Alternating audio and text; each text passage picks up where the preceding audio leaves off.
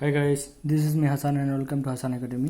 तो हम लोग NIPER JEE related previous year का क्वेश्चन डिस्कस कर रहे थे, जिसमें वीडियो सीरीज़ का 6 वीडियो ऑलरेडी अपलोड हो चुका है। This is number 7। तो इसमें हम लोग आज फिर कुछ प्रीवियस ईयर का क्वेश्चन डिस्कस करेंगे विद कॉन्सेप्ट, ताकि आप सबको हेल्प हो जाए एग्जाम के लिए।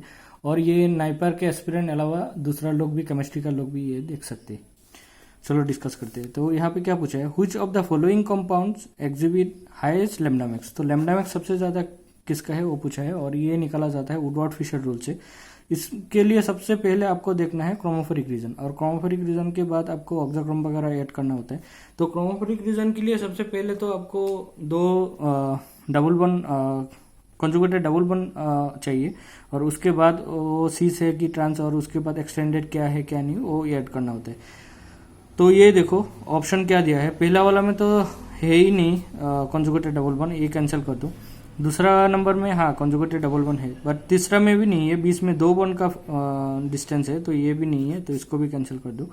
तो बी और डी में से आपको अब सिलेक्ट करना है कि कौन सा ज़्यादा लैम्डा मैक्स दे सकते हैं। तो दोनों ट्रांस में है, बट इसमें एक एक्सटेंडेड डबल वन भी है, जिसके लिए और 30 प्लस हो जाएगा, तो आंसर हो जाएगा ये डी। तो इसको काउंट करके देखने का कोई ज़रूरत नहीं है, ये डायरेक्ट आप निकाल सकते हो, डी आंसर है।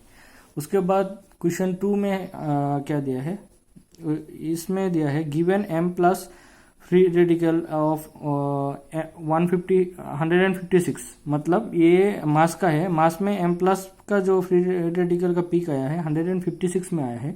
पॉसिबल फार्मूला कंपाउंड, तो कंपाउंड कौन सा है ये पूछा है। तो इसके लिए आपको क्या करना है, सिंपली जो भी आपका फार्मूला दिया है ना उसको काउंट करना है, और किसका इसके पास होता है वो देखना है। और एक चीज मेंशन कर दिया है कि सिर्फ एक ही ऑक्सीजन हो सकता है कंपाउंड में। तो यहाँ पे तो सब कंपाउंड में एक ही ऑक्सीजन है, बट आप अगर मैंने काउंट करके देख लिया था, आप अगर ये वाला को काउंट करोगे ना, कार्बन 12 है, कार्बन 12 मतलब 12 इंटू 11, डेट मीन्स 132, 8 हाइड्रोजन है, और ऑक्सीजन का हो जाएगा 16। तो ये आप करोगे तो 6 एंड 4 5 156 आ जाएगा। तो बहुत ज़्यादा चांस है कि ये वाला यही होगा, क्योंकि ये 156 आ रहा है, तो इसका एक फ्री रेडिकल एक इलेक्ट्रॉन रिलीज होके M प्लस डॉट पे 156 पीक दे सकते हैं। तो ये इसका आंसर हो जाएगा बी, C11H8O। हालांकि इसमें कुछ तरह की कुछ क्वेश्चन होता है जिसमें एक फ्रेगमेंट को आप इलिमिनेट करना होता है, बट यहाँ पे ऐसा कुछ था नहीं, काफ़ी इजी था ये, तो इसका आंसर हो जाएगा बी। हाँ, ये वाला क्वेश्चन देखते हैं, इसमें क्या दिया है, increasing order of stability among the 3 main conformation of 2-फ्लोरो-इथानॉल। 2-फ्लोरो-इथानॉल का 3 कॉन्फॉर्मेशन के बीच का इंक्रीजिंग ऑर्डर स्टेबिलिटी पूछा है। और क्वेश्चन में क्या क्या दिया है, Eclipse, Gauss, anti, that means ये जो भी पूछा है ना, ये न्यूमैन प्रोजेक्शन से पूछा है। उसमें 3 होता है न्यूमैन प्रोजेक्शन में। एक्चुअली इक्लिप्स को और भी डिस्ट्रीब्यूशन है, फुल्ली इक्लिप्स, पार्शियली इक्लिप्स। उसमें सबसे ज्यादा स्टेबल जो होता है वो एंटी होता है, उसके बाद गॉस होता है, और इक्लिप्स जो होता है ना वो हमेशा सबसे कम स्टेबल होता है, मतलब अनस्टेबल रहता है इक्लिप्स, क्योंकि एक दूसरे का पीछे रहता है। बट यहाँ पे केस थोड़ा अलग होगा, क्योंकि यहाँ पे फ्लोरीन दिया है और इथानॉल दिया है। तो चलो देखते हैं ये किस तरह से ड्रॉ करना होता है। सपोज यहाँ पे आपने OH दे दिया और 2 हाइड्रोजन इधर दे दिया, पीछे इसका कार्बन है, और एक यहाँ पे दिया है, तो आप यहाँ पे फ्लोरीन दे दिया, यहाँ पे एक हाइड्रोजन होगा, यहाँ पे एक हाइड्रोजन होगा। तो ये हो गया 2-फ्लोरो-इथानॉल। ये मैंने गॉस में ड्रॉ किया है फॉर न्यूमैन प्रोजेक्शन। तो इसमें क्या होगा, देखो ये जो हाइड्रोजन है ना, और ये ऑक्सीजन से अटैच है, ऑक्सीजन इज इलेक्ट्रोनेगेटिव, तो ये इलेक्ट्रॉन को इधर पुल करेगा, तो ये डेल्टा नेगेटिव हो जाएगा, ये हो जाएगा डेल्टा पॉजिटिव। और इस डेल्टा पॉजिटिव हाइड्रोजन को स्टेबिलिटी के लिए किसी इलेक्ट्रोनेगेटिव से बॉन्ड करना है, तो यहाँ पे फ्लोरीन पास में है, तो फ्लोरीन से बॉन्ड कर लेगा। तो ये हो जाएगा इस तरह से, और जब ये बॉन्ड करेगा तब वो थोड़ा स्टेबल ज़्यादा हो जाएगा। तो अब अगर हम लोग यहाँ पे देखें ना, सबसे हमको इंक्रीजिंग ऑर्डर में स्टेबिलिटी का अरेंज करना है। दैट मीन्स सबसे ज़्यादा अनस्टेबल जो होगा वो सबसे पहले होगा। तो इक्लिप्स हमेशा सबसे अनस्टेबल है, तो ये तो होगा ही। और उसके बाद इक्लिप्स के बाद जनरली गॉस आता है, उसके बाद एंटी आता है सबसे स्टेबल। बट यहाँ पे हाँ, इक्लिप्स सबसे ज़्यादा अनस्टेबल है, उसके बाद अनस्टेबल होगा एंटी, और उसके बाद जो सबसे स्टेबल होगा वो होगा गॉस। तो ऑप्शन 3 करेक्ट हो जाएगा। इसका जनरल ट्रेंड और जब हाइड्रोजन बॉन्ड होता है ट्रेंड थोड़ा अलग होता है, ये याद रखना, और ये काफ़ी इंपॉर्टेंट है। सबसे स्टेबल होता है एंटी, उसके बाद स्टेबल होता है गॉस, उसके बाद होता है इक्लिप्स। बट जब हाइड्रोजन बॉन्ड होगा तो हाइड्रोजन बॉन्ड में गॉस सबसे ज़्यादा स्टेबल हो जाएगा, क्योंकि ये 60 डिग्री डिस्टेंस में रहेगा तो पास पास हो जाएगा तो हाइड्रोजन बॉन्ड फॉर्म करेगा। बट इक्लिप्स में नहीं करेगा, बहुत इक्लिप्स में एक दूसरे का पीछे रहता है तो वो तो रिपल्शन नहीं करेगा, उस टाइम कोई हाइड्रोजन बॉन्ड फॉर्म नहीं करेगा। चलो ये वाला देखते हैं, ये क्या पूछा है, which is correct about benzene. तो यहाँ बेंजीन के बारे में पूछे है, तो चलो बेंजीन एक ड्रॉ ही कर लेते हैं। तो बेंजीन में क्या क्या पूछा है, द मोलिकुल इज प्लेनर। हाँ ये तो है, प्लेनर है, ये तो है। क्योंकि क्यों प्लेनर है, क्योंकि बेंजीन में ये जो कार्बन है ना सब sp2 हाइब्रिडाइज है। उसके बाद मोलिकुल इज एरोमेटिक, एरोमेटिक तो है, ये कल सिखाया एरोमेटिसिटी कैसे निकाला जाता है। अगर आपको पता नहीं तो प्रीवियस वीडियो देखो, पार्ट 6।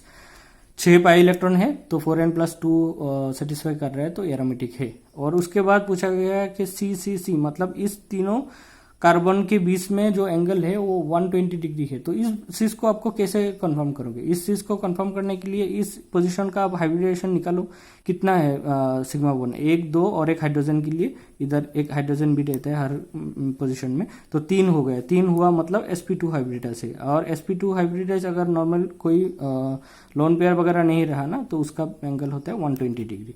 तो तीनों को जब हो जाता है, तीनों फुलफिल हो गया तो हमारा आंसर हो जाएगा ऑल ऑफ द एबव। और एक ट्रिक बता दूं, ये जो लोग रिस्क थोड़ा लेना चाहते हैं उनके लिए, क्योंकि जब आप बहुत फास्ट आंसर करोगे, कभी कभी कुछ अगर आप बहुत आंसर नहीं कर पाया और थोड़ा रिस्क लेना चाह रहे हो तो all of the above, none of the above उस सब में क्लिक कर सकते हो अगर आप रिस्क लेना चाहते हो तो, क्योंकि ज्यादातर all of the above correct होता है, बट ये जरूरी नहीं कि हर जगह में करेक्ट ही होगा। मैंने काफी सारा एग्जाम दिया है तो मुझे पता है all of the above mostly correct रहते हैं। चलो ये देखते हैं, ये क्या दिया है, sample of radioactive radon 222 is found, half life is 3.8 this, after 1 week how much is left. देखो ये जनरली इस तरह का क्वेश्चन आपको सिविटिक्स में मिल जाएगा कि कोई एक फास्ट ऑर्डर रिलीज होने वाला ड्रग देगा जिसका बॉडी से इलिमिनेट होने में कितना टाइम लगेगा, इस तरह का क्वेश्चन बहुत सारा मिलेगा, बाद में 1-2 डिस्कस भी कर लेंगे हम लोग। बट यहाँ पे क्या दिया है, जो जो इंपॉर्टेंट चीज है मार्क कर लो। रेडियो एक्टिव दिया है, हाफ लाइफ दिया है 3.8। तो चलो सोल्यूशन करते हैं। एक चीज हमेशा याद रखना, कोई भी रेडियो एक्टिव हो गया, रेडियो एक्टिव सब्सटेंस के बारे में बोलेगा तो हमेशा फास्ट ऑर्डर काइनेटिक फॉलो करता है। ये केमिकल काइनेटिक का क्वेश्चन है, एक्चुअली केमिस्ट्री का। फास्ट ऑर्डर काइनेटिक फॉलो करते हैं और फास्ट ऑर्डर काइनेटिक के लिए हमारा जो फॉर्मूला है वो अप्लाई करके आप ये निकाल सकते हो, जैसे K = 0.693/T हाफ, उस तरह से T हाफ पुट करके K का वैल्यू निकाल सकते हो, फिर K का फॉर्मूला में करके पूरा आंसर निकाल सकते हो। बट मुझे नहीं लगता इतना सारा कैलकुलेशन आप उतना 36 सेकेंड में कर पाओगे। तो इसके लिए सबसे इजी तरीका जो है ना, देखो सबसे पहले इनिशियल पोजीशन में आप ऐसे पकड़ लो। इसने पूछा है कि 1 हफ्ता बाद कितना रह जाएगा, 100% रह जाएगा सबसे पहले, और उसका हाफ लाइफ के बाद क्या होगा, 50% रह जाएगा, 50% अब रिएक्शन कर जाएगा या फिर इलिमिनेट हो जाएगा, जो भी बोलो। तो टी हाफ आप एक ले लो, टी हाफ के बाद ये सिर्फ 50% रह जाएगा। और हमारा टी हाफ मतलब क्या है, एक टी हाफ ऐड हो गया, टी हाफ मतलब 3.8 दे, ठीक है। और अगर फिर से आप और एक टी हाफ लो ना, तब कितना रह जाएगा, सपोज फिर से एक टी हाफ ले लिया, अब 3.8 दे इसका, तब इस 50% का और 50% रिडक्शन हो जाएगा, डेट मीन्स ओनली 25% रह जाएगा। तो और एक टी हाफ ले लिया आपने, 2 टी हाफ, 3.8 दे फिर से आ गया, तो 3.8 कितना हो गया, 7.6 दे हो गया, मतलब 7 दिन से ज्यादा हो गया। तो 7 दिन का बाद में इसका सिर्फ 25% रह जाएगा, मगर हमको चाहिए क्या, ओनली 7 डेज। तो ओनली 7 डेज के लिए आप इमेजिन का आइडिया कर सकते हो कि ये आई थिंक 29-27 इसका आसपास हो सकता है, या फिर जो भी होगा 25 से थोड़ा ज्यादा रहेगा, क्योंकि 7.6 नहीं चाहिए हमको, सिर्फ 7 चाहिए। तो इस तरह का कॉन्सेप्ट थोड़ा लॉजिक यूज करो, यूज करके देखो। यहाँ पे ऑप्शन में 7 है, ये तो हो ही नहीं सकता, ये 7 है, ये 14 है, ये भी नहीं हो सकता, 18 है, वो भी नहीं हो सकता, but 28%, yes this is the correct answer. तो 28 के आसपास और कोई दूसरा ऑप्शन है भी नहीं, तो आपको इस तरह का क्वेश्चन डायरेक्ट ऐसे कर सकते हो। तो ये ट्रिक आप याद रखना और इसी से ही करना, तो टाइम बच जाएगा। और इससे ऑलमोस्ट सब क्वेश्चन का सोल्व हो जाता है, और जो सीविटिक्स वाला ड्रग का क्वेश्चन प्रॉब्लम रहता है वो भी सोल्व हो जाते हैं। चलो नेक्स्ट वाला देखते हैं। ये आयर का क्वेश्चन है, ये काफी इंपॉर्टेंट है। यहाँ पे क्या दिया है, in addition to a carbonyl stretch which of the following molecule shows two characteristic stretches at stretching at 2700 and 2800 centimetre inverse. देखो यहाँ पे कंपाउंड देखोगे तो इसमें आपको पता नहीं चलेगा कि किसमें किसमें 27 और 28 में कुछ कैरेक्टरिस्टिक पिक आ सकते हैं। यहाँ पे सब में CH आएगा, CH जो भी है ना, CH sp3 हाइब्रिडाइज CH आएगा, CH 2900 में देते हैं, बट ये आंसर नहीं है। तो इसके लिए आपको एक चीज पता होना चाहिए, जो हमारा एल्डिहाइडिक CH होता है, सपोज ये एल्डिहाइड ड्रॉ कर दिया, और ये जो CH होता है, ये CH क्या करता है, दो वीक पिक देता है, कैरेक्टरिस्टिक पिक। एक देता है 27-20 सेंटीमीटर में, एक देता है 28-20 सेंटीमीटर में, और ये दो पिक ही आपको बताता है कि ये एल्डिहाइड है बोल के।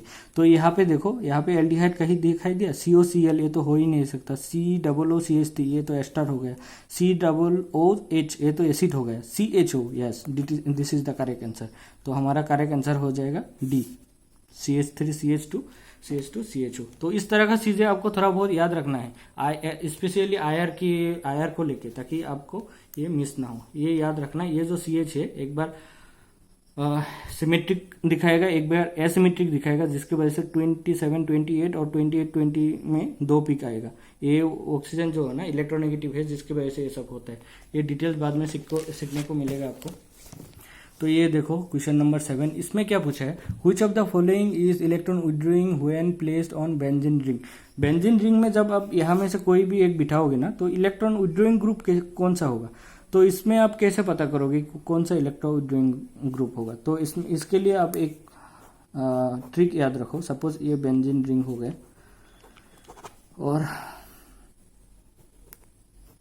और इसके ऊपर आप कोई भी एक करके पुट करके देख सकते हो। बाद आंसर वही करेक्ट होगा जिसमें आपको यहाँ पे रहने वाला पहला एटम के साथ डबल बॉन्ड होगा। तो वो होगा सिर्फ NO2 के साथ, क्योंकि N-O-N। तो ये जो पाई बॉन्ड हुआ ना ऑक्सीजन का, ये एक बार इस पाई बॉन्ड को इधर पुल करेगा, जिसके वजह से O नेगेटिव हो जाएगा, और ये वाला जो बॉन्ड होगा ना पाई बॉन्ड, इसको फिर से ये इधर शिफ्ट हो जाएगा, ये इधर शिफ्ट हो जाएगा। मैं यहाँ ड्रॉ नहीं कर रहा हूँ क्योंकि गंदा हो जाएगा। ये इधर जाएगा, ये इधर जाएगा, जिसकी वजह से इलेक्ट्रॉन विथड्रॉइंग नेचर होगा।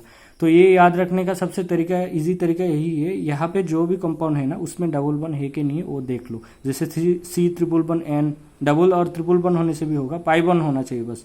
तो ये सब पुल करेगा। और अगर यहाँ पे जैसे R ग्रुप हो गया, OCH3 हो गया, ये सब इलेक्ट्रॉन डोनेटिक ग्रुप है। NH2 वजह से कोई विथड्रॉइंग नहीं होगा, बस NO2 बहुत ज्यादा विथड्रॉइंग ग्रुप है। तो ये याद रखना, आंसर है C। इसके बाद नेक्स्ट क्वेश्चन क्या है, व्हिच ऑफ द फॉलोइंग में be considered A classical isoster of CH2। हाँ, ये बहुत ज्यादा इंपॉर्टेंट है, ये मैंने नाइपर का एग्जाम में काफी बार देखा है, ये आ सकता है। तो आइसोस्टर क्या होता है, आइसोस्टर CH2 का आइसोस्टर पूछा है। तो CH2 को आइसोस्टर मतलब ऐसा कोई कंपाउंड और ऐसा कोई पोर्शन जिससे हम रिप्लेस कर सकते।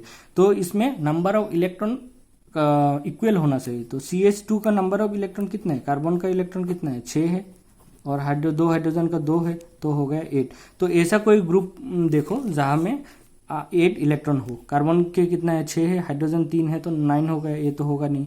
नाइट्रोजन का 7 है, और एक नाइट्रोजन नाइट्रोजन का कितना होगा, 7N1 8। हाँ, नाइट्रोजन का होगा NH का 7 + 1 8 हो जाएगा। हाँ, this is the correct answer. और OH का कितना होगा, ऑक्सीजन का 8 है, एक हाइड्रोजन का 9 है, ये तो नहीं होगा, और बेंजीन का तो होगा ही नहीं, वो छोड़ो। तो करेक्ट आंसर हो जाएगा NH। तो ये ट्रिक याद रखना, number of electron should be equal for isoster. उसके बाद ये देख लो नेक्स्ट क्वेश्चन, इसमें क्या पूछा है, isomer of C4H4 produce 4 pick. तो इन HNMR कंपाउंड ये 4 पिक दे रहे हैं, वो पूछा है। तो कौन सा हमारा कंपाउंड हो सकता है। तो यहाँ पे देखो, सबसे पहले ये देख लो कि 4 बॉन्ड होगा किस कंपाउंड में। साइक्लोब्यूटेन में तो होगा ही नहीं, इसमें 1 बॉन्ड होगा, इसको काटो। ये CH3 दोनों इक्वल पोजीशन में है, तो दोनों मिला के 1 पिक देगा, और यहाँ पे 1 होगा, इसमें सिर्फ 2 पिक होगा, ये भी नहीं होगा। इसमें क्या होगा, ACST सेम नेचर में है और ये दोनों का सेम है, 2 ही पिक होगा, ये भी काटो और ये होगा आपका करेक्ट आंसर। ए अलग देगा, 1 2 3 4 होगा यहाँ पे, तो this is the correct answer. HNMR का बहुत ज़्यादा दिखा चुका हो आपको, तो आप HNMR लेके कोई कन्फ्यूजन नहीं होना चाहिए। तो ये देखो क्या दिया है, which is wrong for TMS, tetramethyl silane के बारे में पूछा है, जो कि NMR में एज ए स्टैंडर्ड लिया जाता है। तो ये क्या पूछा है, it produce single peak at delta 10 ppm, ये तो पहला वाला ही गलत है, ये तो रॉन्ग है। ये डेल्टा 10 ppm में नहीं करता है, वो डेल्टा 0 में करता है, 0 ppm में। बट ये अगर टाउ वैल्यू में देता हो तो हाँ टाउ 10 में करता है। बट बाकी ऑप्शन देख लेंगे। इट इज़ इनर्ट, हाँ इनर्ट तो है। It is volatile and easily distil, हाँ वोलाटाइल भी है। It is use as reference, हाँ रेफरेंस ही यूज़ करता है NMR के लिए। तो हमारा आंसर हो गया नंबर 1, क्योंकि वो रॉन्ग वाला पूछा है। इट प्रोड्यूस सिंगल पीक 10 में नहीं करता है। फिर हम देख लेंगे सायानो ग्रुप जेनरेट्स, हाँ इसमें क्या पूछा है, सायानो group generates absorption in IR8। तो ये सायानो ग्रुप को कौन सा रीजन में IR पीक जनरेट करेगा। देखो सायानो ग्रुप मतलब क्या होता है, CN रहेगा, और CN मतलब C111N, और इसके बारे में मैंने पहले भी बोला है कि C111N जो होगा ना, तो वो हमेशा उस जगह में पीक देगा। ये है 2240 लगभग, तो ये काफ़ी इंपॉर्टेंट है। तो ये आंसर हो जाएगा C, 2000 to 2300। तो this is the portion. C111N यहाँ पे देता है, और C111C जो होता है ना, वो देता है आपका 2220 में सेंटीमीटर इनवर्स में। तो ये काफ़ी इंपॉर्टेंट है, ये देख लेना। ये लगभग 11 क्वेश्चन हम लोग डिस्कस किए हैं, उसके बाद और करेंगे। आप इस वीडियो को काइंडली शेयर करो, और जितना भी नाइपर एस्पिरेंट है उस तक पहुंचा दो, फार्मा एस्पिरेंट तक। हो सके तो आज रात तक और एक वीडियो अपलोड कर दूँ, और उसके बाद एक वीडियो आएगा जनरल एप्टीट्यूड के ऊपर, और एक वीडियो आएगा केमिस्ट्री का जो नेम रिएक्शन है ना, वो सब के ऊपर। किसी ने ईमेल किया था कि नेम रिएक्शन वो सब के ऊपर वीडियो चाहिए बोल के, तो मैं जल्दी से एक वीडियो बना दूंगा एग्जाम से पहले। और एक लास्ट मिनट ट्रिक भी दे दूंगा कि किस तरह से आपको नाइपर एग्जाम में कम टाइम में ज़्यादा क्वेश्चन कर सकते हो, और जो भी मेरा एक्सपीरियंस है वो थोड़ा शेयर कर दूंगा। तो इस वीडियो के लिए इतना ही। तो ये इस वीडियो को शेयर करो, लाइक करो, सब्सक्राइब करो, और नोटिफिकेशन ऑन रखो, ताकि 2-3 दिन में और वीडियो आते रहेगा। Thank you for watching.